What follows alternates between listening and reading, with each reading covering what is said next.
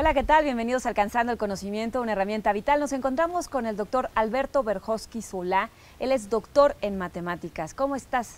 Muy bien, muchas gracias. Gracias por estar con nosotros en esta entrevista. Al contrario, gracias por entrevistarme. Tú eres un investigador que, me has platicado, has estado en muchas partes del mundo, pero ya bastantes años aquí en Cuernavaca, en el estado de Morelos. ¿Qué es para ti la ciencia? En una pregunta muy abierta, ¿qué es para ti la ciencia desde muchas perspectivas, sobre todo lo que se hace en el estado de Morelos? Bueno, la ciencia es fundamental para todas las actividades de la vida. Por ejemplo, ahora esta cámara está hecha, se puede tomar porque hay lentes cuya curvatura fue calculada por matemáticas. Absolutamente todos los relojes, los celulares, el cifrado, la matemática aparece en todo y en particular aparece en el desarrollo de la vida. Entonces, para Morelos es fundamental tener eso. Tiene industrias aquí locales, por ejemplo, tiene la Nissan, etcétera, y necesita gente preparada y la matemática es central para todo, es fundamental. Y entonces yo estoy muy contento de estar en el estado de Morelos, que es una sucursal del Instituto de Matemáticas de la UNAM, y Morelos tiene la universidad local, la Universidad Autónoma del Estado de Morelos, tiene también excelente matemáticas. Entonces para mí es muy bonito estar en un lugar donde tengo alumnos, donde es precioso el instituto en el que trabajo, tiene un ambiente muy bonito y en todo caso le faltaría tener un poco más gente, pero estoy muy contento de haberme reintegrado al país. En este caso, ¿qué tan importantes, tú me dices, son las matemáticas para el país, pero exactamente, cómo decirles a los jóvenes que son importantes? Bueno, en primer lugar, un matemático, la matemática es la ciencia tal vez que le da más libertad al creador. De todas las ciencias, en la que se siente uno más libre es la matemática. Por ejemplo, la física. La física está sujeta al veredicto infalible del experimento. Que yo puedo hacer una teoría extraordinariamente bella, pero si no se confirma por el experimento, vale cero. Igual para otras ciencias naturales.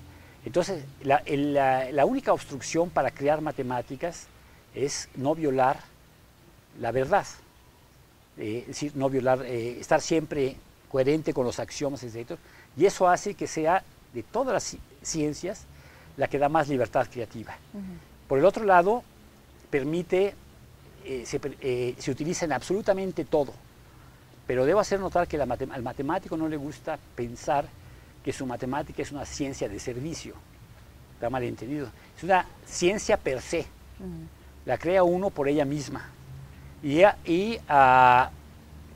es absolutamente utilizada en todos los aspectos de la vida.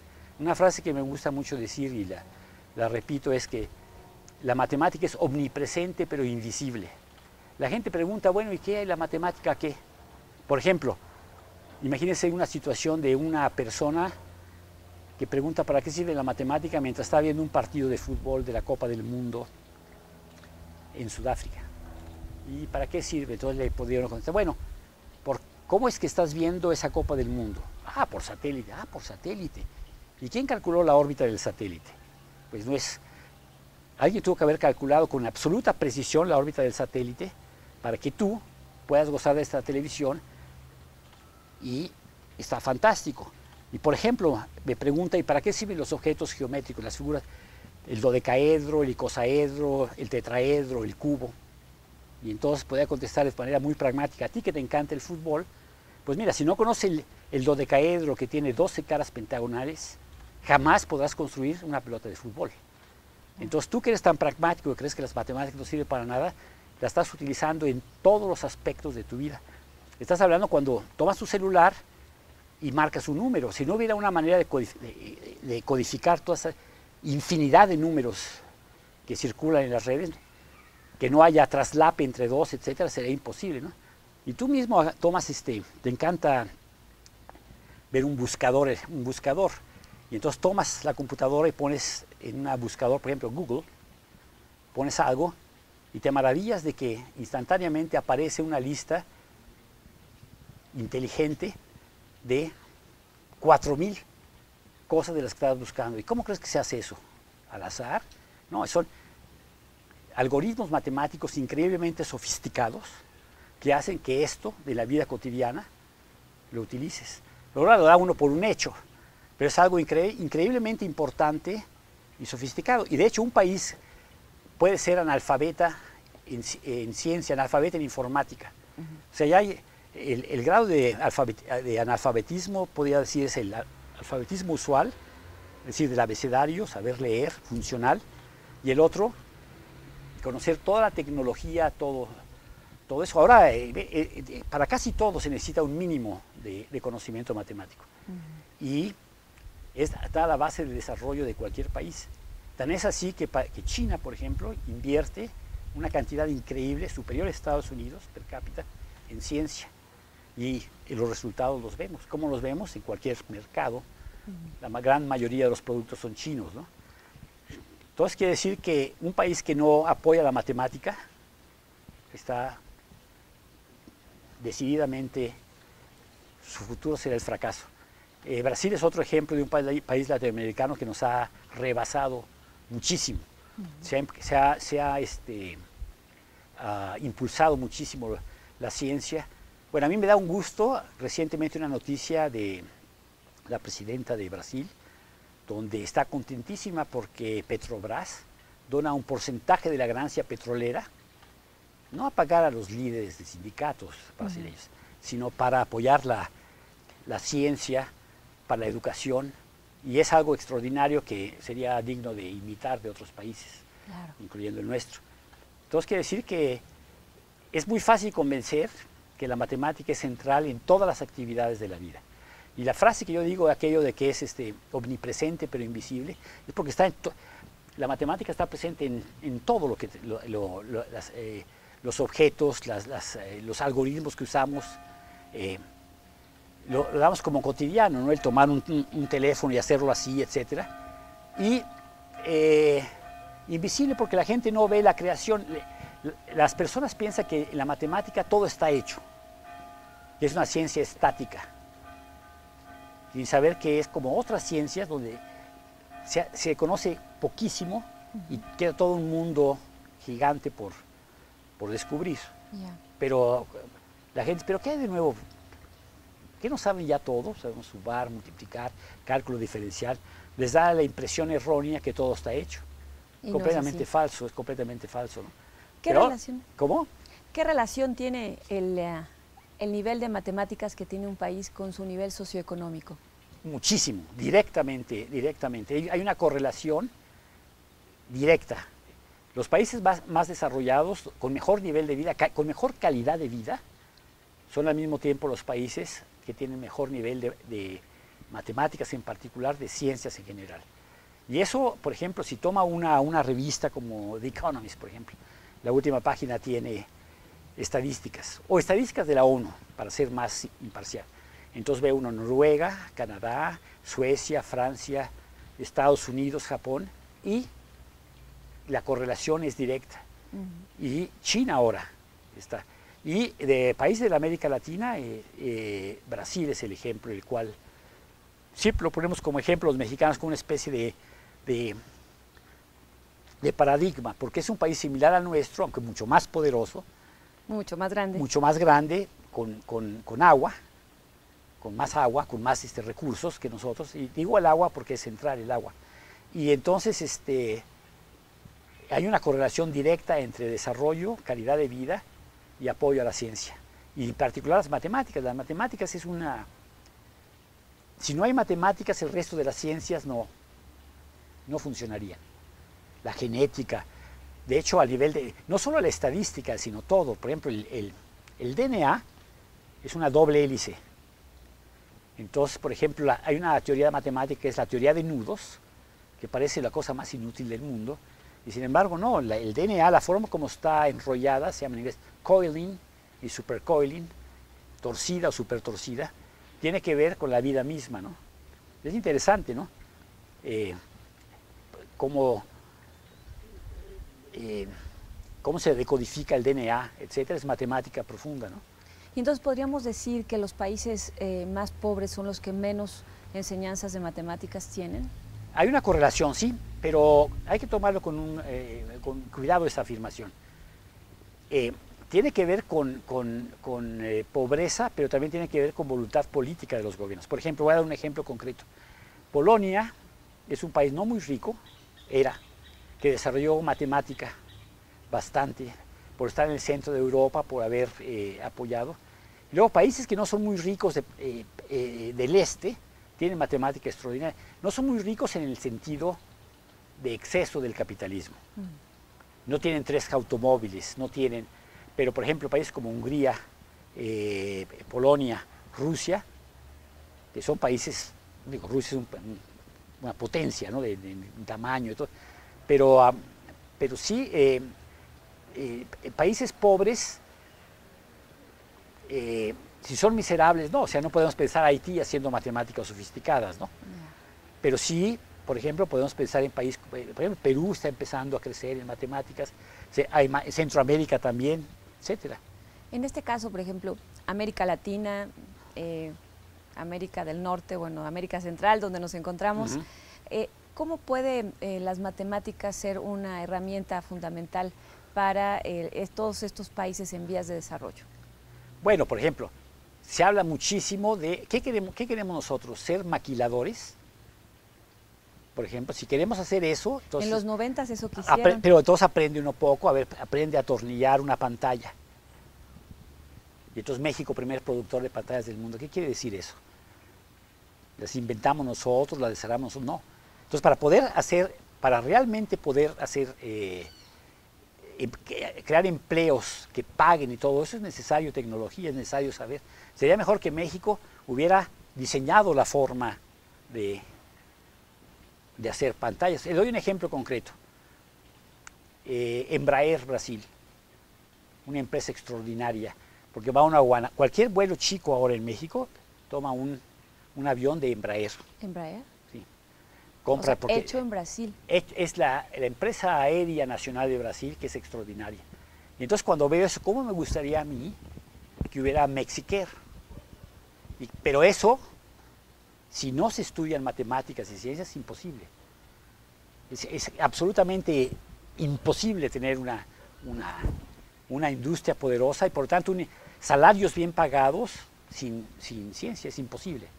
Yeah. Entonces, ¿cómo afecta? Bueno, lo vemos ahora, ¿no? Por ejemplo, Chile es un país que también ha invertido mucho, aparte, y Argentina, y lo ve uno, son productores de miles de cosas, ¿no? México importa de ellos. Y era la idea del tecnológico de Monterrey, tener una cosa así, ¿no? Pero desafortunadamente fue más hacia administración de empresas y otro tipo de cosas. Aunque es una buena universidad, se abandonó un poco la idea de ciencia, ¿no? Pero México tiene buenas cosas, tiene buena medicina, tiene buena astronomía, una astronomía excelente. También se puede preguntar, ¿y para qué sirve la astronomía? No, fundamental, ¿no? O sea, bueno, yo podría decir, ¿para qué sirve la novena de Beethoven? Pues, o ¿para qué sirve un poema, no? Pero yo estoy hablando ahora, aparte de esto, estoy hablando de cosas pragmáticas, ¿no? Un país que no impulsa la ciencia está condenado a ser siempre mediocre. Es muy simple así. El ejemplo de Brasil es interesante.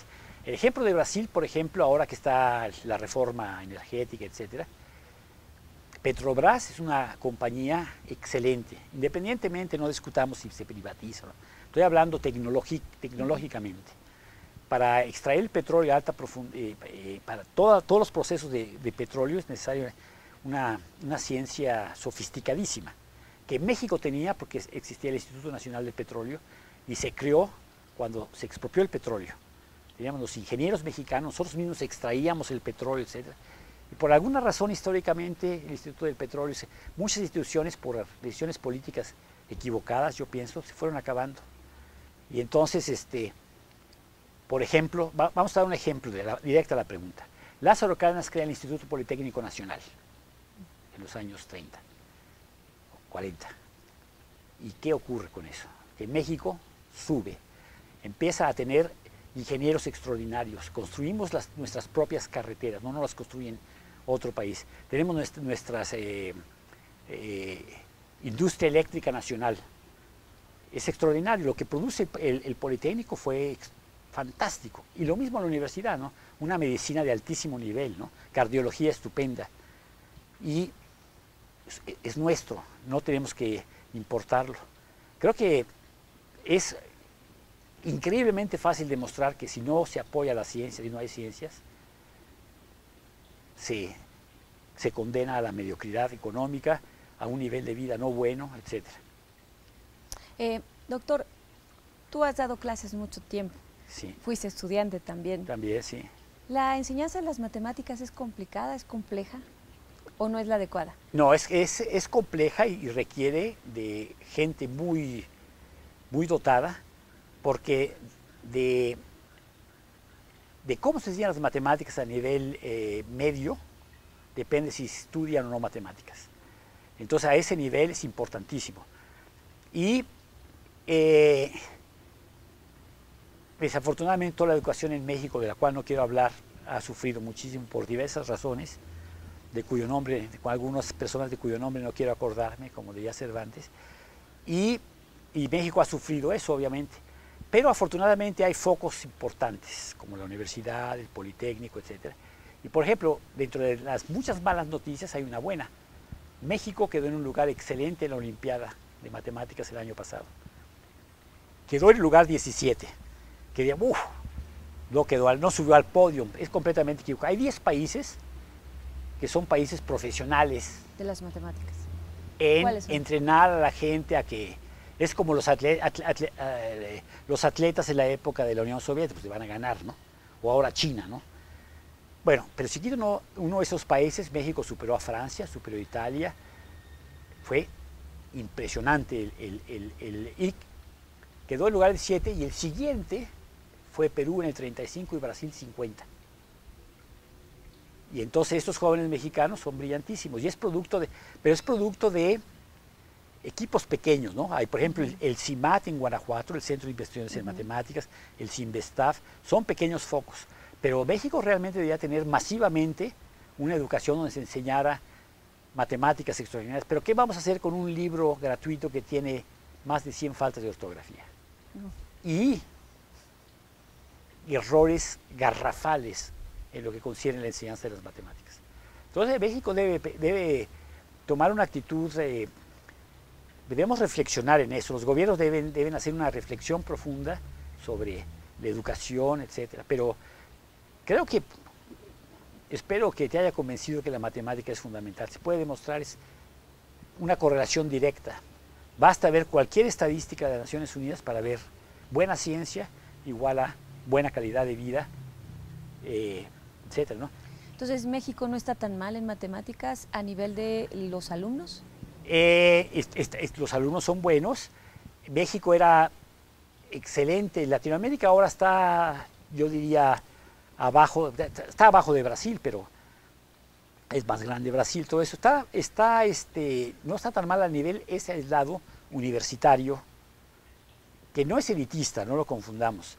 Son centros especiales donde se enseñan bien las matemáticas, pero a nivel global, a mí me encantaría que en toda la escuela primaria un niño tuviera elementos de matemáticas para la vida cotidiana. Por ejemplo, tener sentido de proporción. Por ejemplo, decir, Acapulco está a 500 kilómetros y Temisco está a 10. Y que tenga un sentido del orden de qué quiere decir eso, ¿no? Uno es 50. Pero eso no te lo enseñan. ¿Cómo? Eso no te lo enseñan. Porque la educación está mala. La educación es parte de lo que yo quiero decir, ¿no? Si ve uno los libros, no le enseñan a uno, por ejemplo, a pensar a veces, a desarrollar uno mismo las ideas. Es muy difícil. Eso es un problema difícil, pero depende también de entrenar bien a los maestros, etc. Pero eso viene desde primaria, va creciendo. Secundaria se escapan unos en general de clase pudiente, porque han podido comprar libros o tener tutores, etc. Pero a mí me gustaría que fuera global, ¿no? Uno vea lo que aprende un niño ruso al nivel de secundaria y lo compara con uno mexicano, no hay nada que ver. Nada que ver, geometría, ¿no? Ideas cotidianas, ¿no? A ver, trázame un ángulo recto, ¿no? Trázame una elipse. A ver, aquí tienes 2 estacas y un hilo, trázame una elipse. Entonces los clavas y los tiras y te trazas. Pero porque, o sea, ideas cualitativas, ¿no? ¿Qué es un ángulo recto? ¿Por qué es mejor irse en un triángulo rectángulo por la hipotenusa en lugar de, etcétera, ¿no? A veces cosas muy elementales no tienen una idea clara. En este sentido, ¿qué opinas acerca del número de jóvenes que están estudiando matemáticas en estos momentos? ¿Es poco? ¿Es mucho? Proporcionalmente a la población es poquísimo, pero son buenos. ¿Qué porcentaje podríamos hablar? Pues realmente yo diría que sería una centésima parte de lo que es en Estados Unidos. Pero proporcional a la proporción. Bueno, vamos a ver, el número de estudiantes a nivel de doctorado y maestría, en México yo calculo que debe ser del orden de 300 tal vez. 300. Sí. De 110 millones. Sí, poquísimos. Poquísimos. Y el número de doctorados que se producen en el país anualmente es poquísimo. Poquísimo. Entonces quiere decir que está... Y es interesante porque países como por ejemplo Argentina, Brasil, y Chile y Perú y Colombia nos están rebasando. Claro. Estos últimos años han sido muy trágicos para México. ¿Se necesita un cambio de política pública, educativa, Yo creo que sí. para integrar realmente las matemáticas? Yo creo que sí. Se han hecho muchos esfuerzos. Por ejemplo, el CONACYT es uno de ellos. El CONACYT ha hecho maravillas, ¿no? Es una institución realmente buena, ¿no? Pero hace falta más cosas, ¿no? En ese caso, si no es suficiente el número de jóvenes, si la manera de enseñar las matemáticas está mal, ¿solo se tiene que hacer por una estrategia, por una política pública, o hay algo más que dentro de las mismas familias se tenga que hacer con los niños? Pero van ligados, van ligados. Es una política pública. Y desde luego también la pregunta es muy interesante. Por ejemplo, los estudiantes chinos que llegan a Estados Unidos son extraordinarios. Ahora va a cualquier universidad y un altísimo porcentaje de los estudiantes son chinos. Y eso tiene mucho que ver con el impulso que le da la familia a eso. Los hindús, los vietnamitas, etc. Pero todo eso viene ligado a una política, bueno, primero a la tradición milenaria y otra también a una política pública. Integrar a los padres desde chicos que participen pero sí es primero debe ser una política pública integral. Aumentar los fondos que se asignan a la educación. Ya. Uno de ellos, por ejemplo. En este caso también se ha visto que hay más hombres siempre estudiando matemáticas, que ha sido como las matemáticas como sexista. ¿Esto a qué se debe? Eso se debe a la educación desde chico. A ver, es que, vamos a ver, una vez, voy a hablar de algo personal. Mi hija se doctoró en matemáticas de la Universidad de Texas. Y un día me dijo, papá, ¿cómo te agradezco que me hayas enseñado matemáticas cuando era chica? Bueno, hay dos maneras. La educación desde que empieza es, a la mujer, a la niñita se le da esto, se le da su muñequita, su carrito, y al niño se le da su microscopio, para gente que tiene, etc. Desde ese momento empieza la desigualdad. El padre debería decir, tú, hija, no solo vas a ir a la universidad para casarte, yo quiero que tú seas una excelente bióloga, una excelente química, una excelente matemática. Eso está muy arraigado en y no solo en México, es bastante universal. Es la imagen que transmite la televisión de la mujer, por ejemplo, con todo respeto y sin agraviar lo presente, pone una imagen no muy positiva de la mujer. Entonces, si esa imagen, si se basa en esa imagen, pues, ¿cuándo va a estudiar una mujer, no? Tu papel en la vida es ser esto y esto y esto y esto y esto y esto, ¿no? Y debes de ser de tal forma, tener tal peso y tal, ¿no? Te debes vestir así, etcétera, etcétera.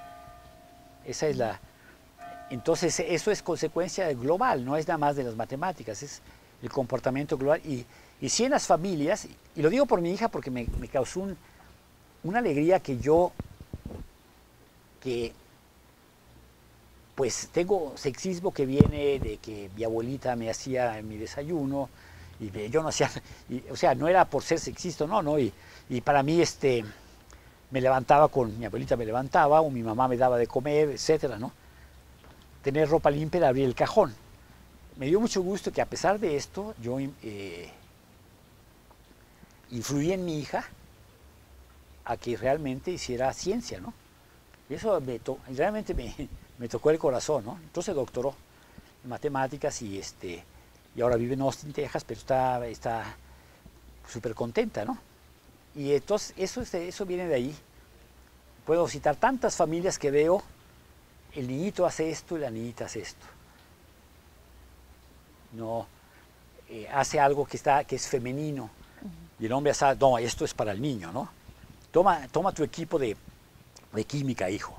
Aquí toma tu carriolita para que lleves a tu muñequita. Entonces, estoy exagerando, pero, no, pero sí pero pasa. así es. Sí, claro. Y entonces, ¿cómo quiero yo, cómo voy a querer que la hija, y afortunadamente, entonces una niña dice, yo voy a hacer lo que yo quiera, sale Madame Curie, está cambiando un poco, pero todo es de la educación cotidiana, cohesión de la familia, ¿no?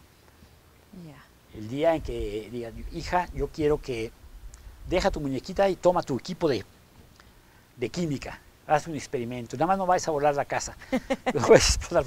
Pero no, no es así, ¿no? Entonces, esa es una razón fundamental por la cual hay pocas mujeres.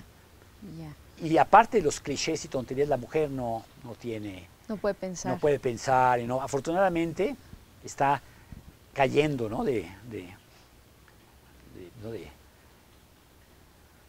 Cuando ve uno así mujeres como Hillary Clinton, por ejemplo, ¿no? Que hay cosas positivas, es en política, pero de todos modos, ¿no? Y ahora conozco colegas extraordinarias, ¿no? Y veo uno que es realmente es el mismo nivel. Pero había, por ejemplo, inclusive Harvard, y hay hasta teorías que la mujer... Es sexista Harvard, sexista, ¿no? la mujer, sí. Entonces, las mujeres pues no tienen... Recientemente salió una cosa, ¿no? Son inferiores, etc. Eso es realmente horrible, ¿no? Y eso explica un poco la razón. Es cultural. Doctor, ¿algo más que falte? ¿Alguna...? No, nada más que pues que me encantaría invitar a todos los jóvenes a que estudien matemáticas. Es una profesión increíblemente bella. Y realmente hay una parte estética que es muy difícil de explicar. Hay belleza en las matemáticas, impresionante, ¿no? Cuando ve uno la simetría, ve uno los fractales, ¿no? Es extraordinario, ¿no? Cuando ve los diferentes patrones que dan, ¿no? Los mosaicos mágicos, es extraordinario lo que ofrece. Yo les había recomendado una cosa, no sé si la vieron, Caos se llama, que es extraordinario. Ahora hay unos programas extraordinarios, ¿no? Si se mete uno en YouTube y pone uno imágenes de matemáticas, aparecen las cosas más maravillosas que se pueden imaginar. Por ejemplo, vamos a ver un ejemplo, ya acabo con eso. Vamos a suponer que un niño ve una película de dibujos animados que ahora son extraordinarias. Se ve el movimiento perfecto, ¿no? No me acuerdo el nombre de una película, pero ya saben cuáles digo, ¿no? Salen los gestos, las caras. ¿Y cómo se hará eso? Eso es matemáticas. Eso es la representación, la digitalización y la representación del movimiento. Es algo increíblemente... Si yo veo una imagen y la digitalizo, la convierto en una sucesión de ceros y unos. Una vez que yo tengo esta información, la cambio, la permuto, la transformo. Entonces, esas imágenes que se ve pronto una imagen y de pronto pum, pum, pum, la dividen en cuadritos de la misma imagen y luego gira la imagen, el cuadrado, y después una se apaga, otra. ¿Cómo se hizo eso? Fue la digitalización de eso, ¿no? Y entonces, eso es matemática sofisticadísima. Entonces, toda la pixelización, todo lo que es no digamos la importancia de las matemáticas en la computación. Ahora lo vemos como trivial, ¿no? Préstame tu Apple, se hace...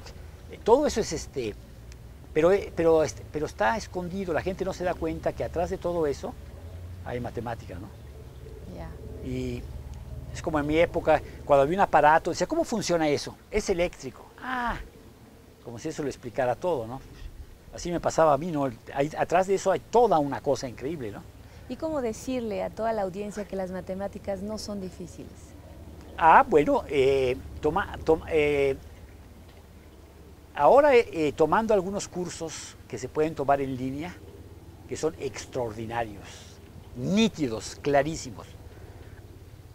Sí, con un poco de asesoría de alguien de la universidad, después si ve este programa, etcétera, y van a estar fascinados de ver una hora divertida, extraordinaria, y la matemática, si fuera difícil, no serviría para nada. El objetivo de la matemática, contrario a la hipótesis, no es complicar.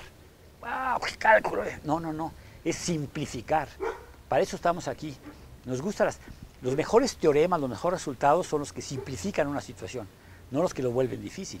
Claro. Ese no es el objetivo. Nuestro objetivo es simplificar. Doctor, ¿cómo quitar entonces ese prejuicio de que son difíciles? Porque entonces es un prejuicio solamente. Bueno, eso también es política. Más programas, por ejemplo, de radio, de televisión, que expliquen, más difusión de las matemáticas, y realmente es también política pública, ¿no? Hacer campañas en las escuelas para que se enseñen las matemáticas, hacer libros de texto sin errores, atractivos, que no quiero hablar de eso, pero no es ahora el caso. Y entonces con eso, uno ve, por ejemplo, en la Unión Soviética hay libros de matemáticas recreativos extraordinarias, por medio de acertijos, dibujos, etc. Cuando ve uno eso, cuando ve uno lo bonito que es, cómo se resuelven problemas, es extraordinario. Pero si trata toda una campaña nacional, no se puede hacer. Es que esos programas, esa pregunta implica una voluntad nacional, política, educar a la gente, pero pues tiene que ver también con, un país que tiene un porcentaje muy alto de pobreza, donde algo esencial es comer. Es difícil la pregunta, ¿no? ¿Qué va primero, alimentar al pueblo o educarlo en matemáticas? Pues entonces, son preguntas dificilísimas, ¿no? Pero eso debería haber es voluntad política. Pero sí se ha podido, por eso me hablaba de la creación del Politécnico, ¿no? Por ejemplo, Makarenko, ¿no? De la Revolución Rusa, ¿no? Que de lumpen saca una universidad. A veces tenía que remangárselas. Y decía, a ver, ¿con quién me peleo? A ver, ahora entra a clase. Y de ahí salen los ingenieros, los que pusieron el Sputnik. Pero es voluntad política, ¿no? Eso es todo. Eso es todo. O sea, voluntad política es todo. No, voluntad política y sí, en parte, porque no van a ser espontáneamente de que las familias empiecen a... Claro. Voluntad política quiere decir, en particular, por ejemplo, que los medios de comunicación dediquen más tiempo, más horas, no a la basura, sino a programas buenos. Y eso es decisión política. ¿A qué estamos sometiendo a los niños cuando ven o escuchan, cuando ven televisión, escuchan radio? ¿Es lo que queremos que aprendan? ¿Eso es lo que está ahora? O, perdónenme que hable de esto, pero está a la base, ¿no? U otra cosa. Entonces, ¿cómo queremos que adoren las matemáticas si el modelo es Chabelo? Me pueden cortar todo eso, ¿verdad? Y eso es y Chabelo es de los buenos. Imaginemos los malos. Entonces, cuando digo voluntad política es eso también, ¿no? Que los líderes sindicales nada más protejan los intereses del empleado, de los empleados, que la ley, los sindicatos son buenísimos, pero que dejen en paz la educación. Entonces, eso es. Gracias. De nada.